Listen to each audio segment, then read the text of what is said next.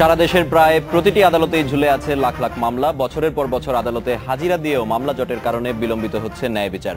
প্রধান বিচারপতি এস.কে. সিনহা বলেছেন, আইনজীবীদের উদাসীনতার কারণেই বেশিরভাগ মামলায় হেরে যান বিচারপ্রার্থী। তবে তা মানতে নারাজ আইনজীবীরা। তারা বলছেন বিচারক স্বল্পতাই এর কারণ। এ নিয়ে আমাদের আজকের বাংলাদেশ, আপনাদের সাথে আমি আছি অনুপম দেব। আলোচনার জন্য আজ স্টুডিওতে আছেন জ্যেষ্ঠ সাংবাদিক স্বপন দাশগুপ্ত এবং সুপ্রিম কোর্টের আইনজীবী মঞ্জিল মোর্শেদ।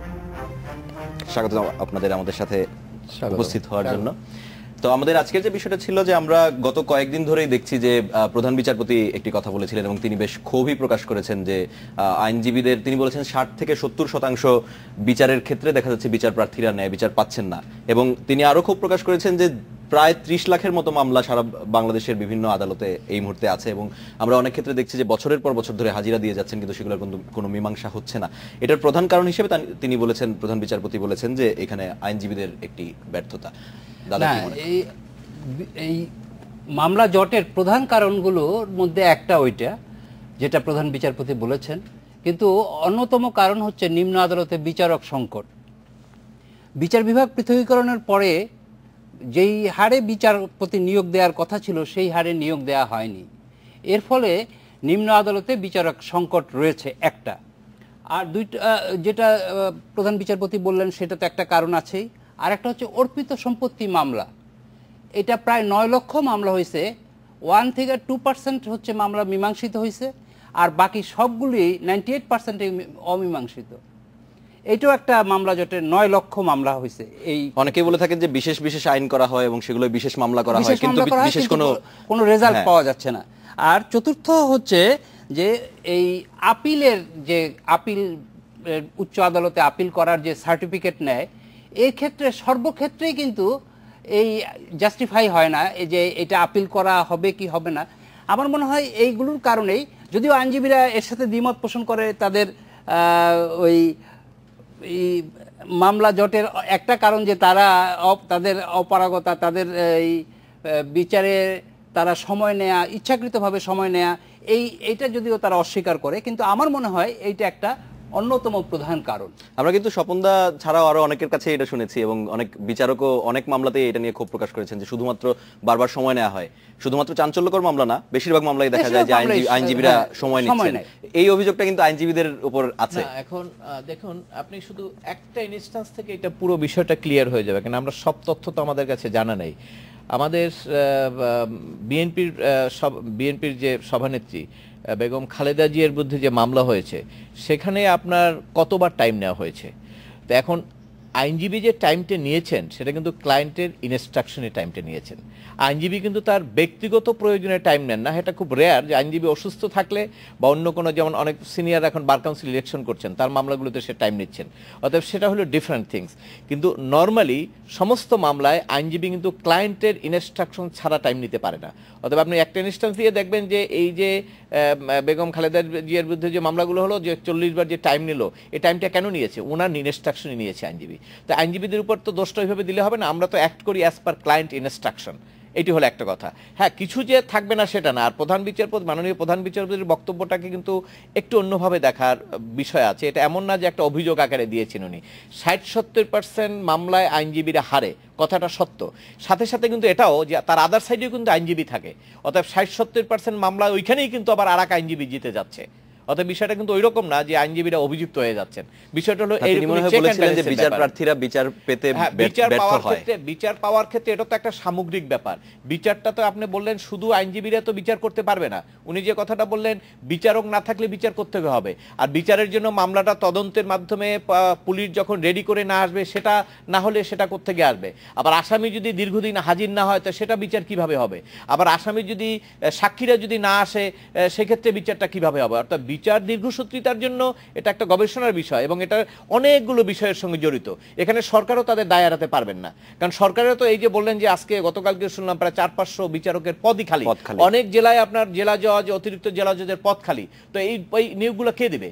এবং সেখানে দেখেন সরকারের আগের যে অর্গানোগ্রাম ছিল আইন মন্ত্রণালয়, যতজন বিচারক রাখার কথা, এখন যে মামলা হচ্ছে, এই হাজার হাজার মামলা হচ্ছে। উনি একটা সেক্টর বললেন যে অর্পিত সম্পত্তি ছাড়াটাই বাদ দেন। গত 1 বছর আমাদের দেশে কি রাজনৈতিক পরিস্থিতি ছিল? ছিল, এটি যদি আমরা বলি যে 2008-এর সঙ্গে যদি তুলনা করি, তো 2008-এ যত ইনসিডেন্ট হয়েছে রাজনৈতিক কারণে ইনসিডেন্ট বেড়ে গেছে এবং সেক্ষেত্রে মামলাও 10 গুণ বেড়ে গেছে, কিন্তু বিচারকের সংখ্যা কি বেড়েছে? তো আমরা এই রাজনৈতিক মামলার বিষয় নিয়ে আসছি, আমরা একটা ছোট্ট একটা বিরতি নিয়ে আসি, নিচে 30 সেকেন্ডের একটি বিরতি। দেখছেন বাংলাদেশ এখন। দাদা, আপনার কাছে যদি যাই, আমরা বিরতির আগে কথা বলছিলাম যে রাজনৈতিক মামলার বিষয় নিয়ে, এবং বিরতির মধ্যেও কথা বলছিলাম রাজনৈতিক মামলার যে বিশাল একটি চাপ আমরা দেখি, যাকে রাজনৈতিক মামলা বলে অভিহিত করা হয়ে থাকে, সেই রাজনৈতিক মামলার কারণে কি বাকি যে মামলা আছে সেগুলো কম গুরুত্ব পায় অনেক ক্ষেত্রে? হ্যাঁ, অনেক ক্ষেত্রে এটা কম গুরুত্ব পায়। মানে এক এক সময় এক এক রিজমে এক এক ধরনের মামলা হয়। ধরেন যেই রিজমে যারা ক্ষমতায় আছে তারা তার প্রতিপক্ষের বিরুদ্ধে মামলা করে, সেই মামলার হয়তো যখন তারা আবার ক্ষমতায় গেল তার 300 সে ফর এক্সাম্পল 500 মামলা করছে, 300 উইথড্র করলো, আর 200 কিন্তু অপোজিশনের নামে ছিল, ওটা কিন্তু থেকে যায়। আবার নতুন যারা আসে তারা আবার 300 মামলা করলো, এই হলো 500, আবার কিন্তু সেই 500ই হয়ে গেল। কিন্তু আসলে এই যে রাজনৈতিক মামলাই বলুন বা অন্যান্য যে বিশেষায়িত যে মামলাগুলো বলুন, এখন তো আবার নতুন করে চাঞ্চল্যকর মামলা যেগুলো আছে সেগুলোর জন্য আলাদা একটা, যাতে খুব দ্রুত হয়, কিন্তু সেগুলোর ক্ষেত্রে দেখা যাচ্ছে যে পরিমাণ দ্রুত হওয়ার কথা সেগুলো হচ্ছে না। এটার কারণ কি? আমরা যখনই আলোচনা করব যে এই মামলা জট নিয়ে যদি আলোচনা করতে চাই, কতগুলো জিনিসের মধ্যে অন্যতম কারণ, সেই জিনিসগুলো আপনি 2-3 বছরের মধ্যে হিসাব করতে হবে, যেটা আগে ছিল না।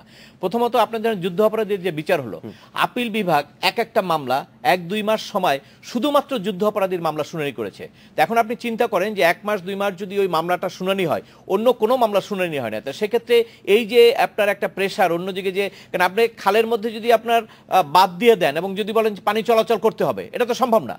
অতএব যখনই আপনি বাদ দিবেন সেখানে পানি কিন্তু অন্যদিকে জমা হয়ে যাবে। নিরসনে কিন্তু আমরা অনেক জায়গা থেকে দেখেছি দাবি উঠেছিল একটা, যে আপিল বিভাগের বিশেষ বেঞ্চ করে দেওয়া হোক। না, আপিল বিভাগের তো বেঞ্চ আছে, সেটা কি একটা সমাধান হতে পারে? না, সমাধান হতে পারে, আপিল বিভাগের বেঞ্চ আছে দুটো, সেটা না। কথা হলো যে এক একটা সিচুয়েশনে কিন্তু আপনাকে জিনিসগুলোকে রিয়ালাইজ করতে হবে যে what is the real cause. আপনি এই যে আপনি যে মামলা, ক্রিমিনাল মামলার কথা বলে, যদি আমরা যদি সিভিল নিচের কোর্টে আর উচ্চ আদালত, একটু ডিফারেন্স কিন্তু। নিম্ন আদালতে আপনার দুইটা জায়গা, একটা হলো সিভিল, একটা হলো ক্রিমিনাল।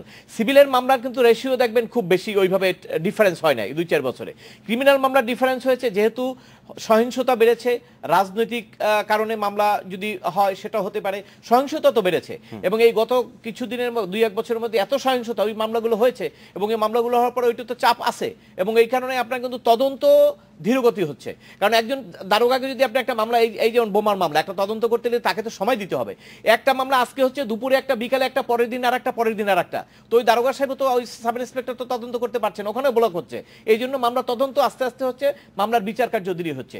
এখন ওই জায়গার চেয়ে যে সমস্যাটা হচ্ছে সেটা হলো এই মামলাগুলো, উনি আবার যেটা বলেছেন ঠিক আছে, যে রাজনৈতিকভাবে পট পরিবর্তনের পরে ওখানে আবার বড় ধরনের একটা ধাক্কা পড়ে, সেটা হলো যে অনেক ক্রিমিনাল মামলা চলে যায়, সেক্ষেত্রে আবার দেখবেন যে অনেক কিছুটা কমে গেছে। আর সবচেয়ে কথা হলো যে নিম্ন আদালতের বিচারকের সংখ্যা যদি না বাড়ান, তাহলে তো এই মামলার জট আপনার বাড়তেই থাকবে। আবার উচ্চ আদালতে একটু ডিফারেন্ট, কিন্তু উচ্চ আদালতে আপনারা যত আমরা বলি এই জায়গাটা একটু শুভঙ্করের ফাঁকি আছে, সেটা হলো আপনি যদি ধরেন 1 লক্ষ মামলা হাইকোর্ট বিভাগে পেন্ডিং আছে আমি ধরি, তার মধ্যে দেখবেন যে 1 লক্ষর মধ্যে 30 থেকে 40 হাজার মামলা এটা শুধুমাত্র রেজিস্টার্ড। ধরেন আগাম জামিন যে আমরা গত 5-7 বছর থেকে দিয়েছি, হাজার হাজার মামলার আগাম জামিন, এই মামলাটা তো শুনানি হলে সাথে সাথে শেষ হয়ে যাবে, 1 মিনিটের মধ্যে রুল হয়ে যাবে। এটা কিন্তু যদিও এখন আগাম জামিনে আবার সিস্টেম করে দিয়েছে, রুল ইস্যু করে না, সরাসরি নিষ্পত্তি করে দেয়। এখন কিন্তু আর এটা প্লাস হবে না মামলার সঙ্গে যুক্ত। আমরা আরো একটা বিরতি নিয়ে তারপরে আবার আলোচনায় ফিরছি। নিচে আরেকটা বিরতি। স্বাগত আরেকবার, দেখছেন বাংলাদেশ এখন। দাদার কাছে যদি যাই, আমরা বিরতির মধ্যে কথা বলছিলাম বিকল্প বিরোধ নিষ্পত্তি আইন নিয়ে, যেটি মানে আইন হয়েছে কিন্তু ইমপ্লিমেন্ট হয়নি। এটা যদি আসলেই বাস্তবে প্রয়োগ করা যায়, তাহলে এখনকার যে অবস্থা সেটা কি কোনোভাবে নিরসন হবে বলে আপনি মনে করেন? হ্যাঁ, এটা অনেকটা নিরসন হবে। আমার ধারণা 60% মামলা নিষ্পত্তি হবে যদি মানে আইনে যেভাবে আছে সেইভাবে যদি করে। কারণ গত আওয়ামী লীগ সরকারের আমলে বিচারপতিদের প্রশিক্ষণ দিছে, আইনজীবীদের প্রশিক্ষণ দিছে, সমস্ত জেলা পর্যায়ে ঢাকায় এনে এবং বিভিন্ন এলাকায় গিয়ে ট্রেনিং দিছে যে বিকল্প বিরোধ নিষ্পত্তি করবে, মধ্যস্থতাকারী হবে বিচারক, দুই পক্ষ তার করবে। তাতে হয় কি, যে ধরেন যেই মামলাগুলো জমি জমা নিয়ে, সেগুলো তো একটা আলটিমেট মানে রায় তো একটা হবে, সেই রায়টা যদি মধ্যস্থতাকারীর মাধ্যমে রায়টা আসে তাইলে অনেকাংশে এটা নিষ্পত্তি হয়ে যায়। এটা দেওয়া নিয়ে আদালতে তো এটা বাধ্যতামূলক ছিল, কিন্তু এটা কেন যে এখন আর এটা প্রয়োগ হচ্ছে না, এবং প্রয়োগ ওই ট্রেনিং পর্যন্তই, এরপর আর কোনো প্রয়োগের কোনো নাই। মানে এটা নিয়ে কি কারোর সাথে কথা হয়েছে সরকারের কারোর সাথে, যে কি কারণে আসলে বাধাটা কি এটা বাস্তবায়ন করতে? এটা ওই যে মঞ্জিল ভাই বললেন একটু আগে, মানে আলোচনার এক পর্যায়ে, যে এই প্রত্যেকের মানসিকতা হচ্ছে যে আমরা হেরে যাব না, আমরা চূড়ান্ত আপিল বিভাগ পর্যন্ত দেখব, তাহলে কেমনে নিষ্পত্তি হবে? আপিল বিভাগের পরে রিভিউয়ের কথা বলছিলাম। আমরা আরেকটা কথা বলছিলাম যে তদন্তের যে দুর্বলতার কথা আমরা দেখছিলাম, এবং বিশেষ করে উন্নত দেশগুলোতে দেখা যায় যে তদন্তে অনেকটাই নিশ্চিত হয়ে তারপরে চার্জশিট দাখিল করা হয় বা অভিযোগ আনা হয়। কিন্তু আমাদের এখানে আমরা যুদ্ধাপরাধের মামলায় বলুন, অন্যান্য যে মামলাগুলো আছে সেগুলোতে আমরা প্রায়ই দেখি যে বিচারক যারা আছেন তারা ক্ষুব্ধ হচ্ছেন, তারা প্রতিক্রিয়া দিচ্ছেন যে এই তদন্ত ঠিকমতো হয়নি, বিভিন্ন ত্রুটি তারা নিজেরাই করে দেখাচ্ছেন।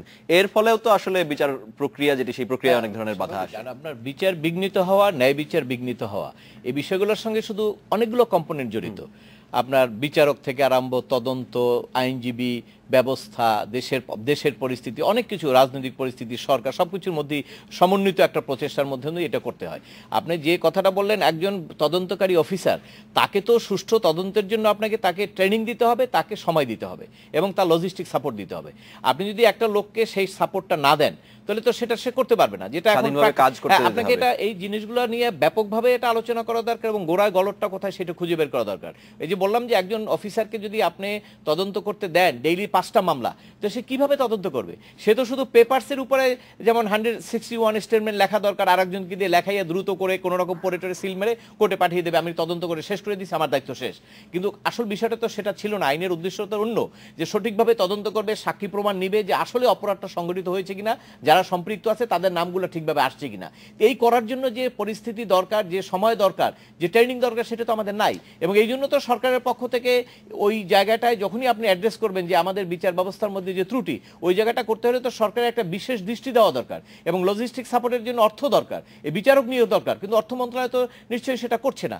এই আমাদের তো অনেক মামলায় আমরা বেশিরভাগ মামলায় বলতে গেলে বেশিরভাগ মামলায় আমরা দেখি যে হয়রানিমূলক মামলা হয়ে থাকে, কিন্তু সেই কোনগুলো হয়রানিমূলক মামলা আর কোনগুলো আসলেই বিচার চাওয়ার জন্য মামলা, সেটা তো আসলে এই হয়রানিমূলক প্রশ্নটা কিন্তু আসে একিউজডের পক্ষ থেকে। মানে আমি যখন অভিযুক্ত হই আমি বলি হয়রানি, কিন্তু যিনি বাদী তিনি তো আবার হয়রানি বলছেন না। অতএব এই জায়গাটা বুঝতে হবে যে হয়রানিমূলক কিনা এটা তো রায়ের পরে বোঝা যাবে, এর আগে কিন্তু বোঝা যাবে না। আমি সেটাই বলছি যে আসলেই সেই জায়গায় কোনো ঘটনা ঘটেছে নাকি ঘটনা ঘটেনি, হয়রানি করার জন্য মিথ্যা ঘটনা, ভুয়া মামলা করা হয়েছে, সেই জিনিস তো আসলে তদন্তের উপর নির্ভর করে।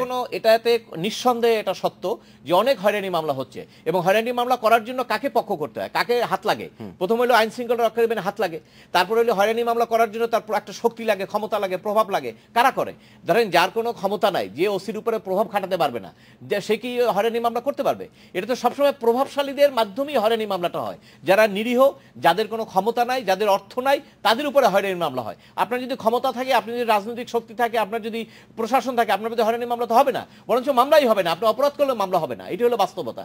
এই জন্য হয়রানি মামলার সঙ্গে সবসময় সমাজের নিগৃহীত অসহায় মানুষদের সম্পর্কটা চলে আসে। হয়রানি মামলা প্রচুর হচ্ছে, কিন্তু এইটা দূর করার জন্য যেটা করতে হবে, ওই তদন্তকারী কর্মকর্তাকে খুঁজে বের করে অ্যাটলিস্ট প্রাইমারি স্টেজে তাকে বলতে হবে যে এই মামলাটা চলার কথা না।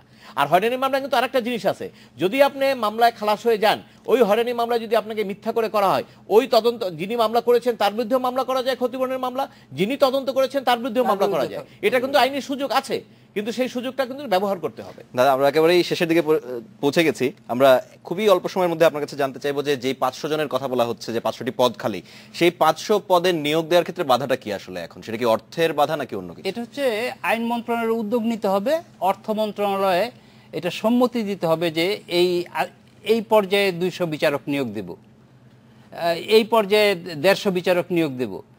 ধরেন ব্যারিস্টার শফিক আহমেদ যখন আইনমন্ত্রী, তখন 150 বিচারক নিয়োগের জন্য সে আইন মন্ত্রণালয়ের কাছে চিঠি লিখছে। সেই নিয়োগটা হয়েছে এই বর্তমান আনিসুল হকের এই সময়ে, আইনমন্ত্রীর সময়ে 102 জন। তা আপনি বলেন, সে চাইলো 150 জন, দিল 102 জন, তাও এতদিন পরে। মানে এখানে প্রায়োরিটি বেসিসে আসলে হ্যাঁ, এটা প্রায়োরিটি। আপনাদেরকে অনেক ধন্যবাদ আমাদের সাথে যোগ দেওয়ার জন্য। শেষ করছি বাংলাদেশ এখন। দেখা হবে আগামীকাল একই সময়ে। শুভরাত্রি।